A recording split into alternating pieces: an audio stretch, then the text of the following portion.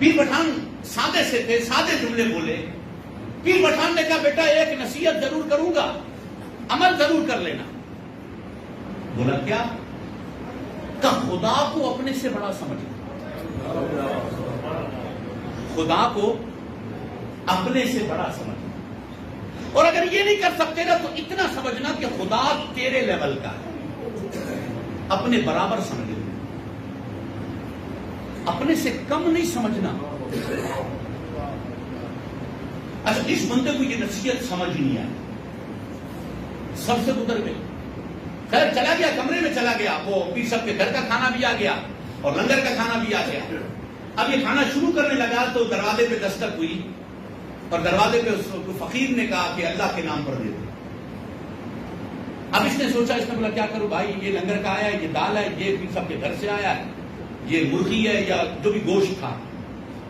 अब वो अल्लाह के नाम पर, भाई अल्लाह के नाम पर दे दो, भूखा हूं। तो इस बंदे ने क्या किया, वो जो लंगर का है वो एक दाल थी ना, वो उस फकीर को दे दी। फकीर ने वो खा ली, चला गया।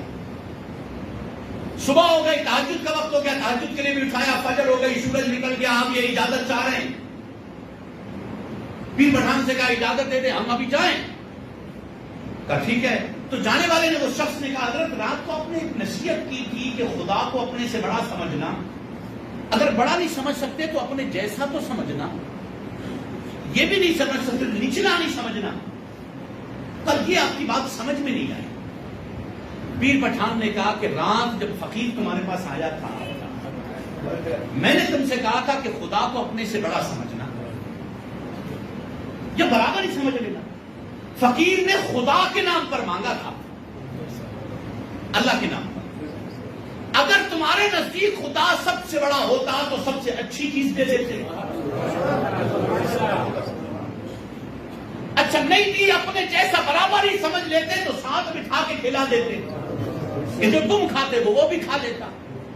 ये भी नहीं किया, जो अच्छी चीज थी वो तुमने खुद रख ली और जो लंगर का पका हुआ था वो फकीर को दिया। अब बताओ, तुमने खुदा के नाम की ताजीम नहीं कर सकते तो तुम खुदा की जात की क्या करोगे? और आते हो वलियों की करामतें चेक करने। जो लोग खुदा के नाम का अदब नहीं कर सकते, खुदा के नाम की हैसियत, खुदा के नाम से इश्क की इंतहा नहीं कर सकते, वो क्या समझेंगे कि ताजीम और खुदा की जात का अदब क्या हो।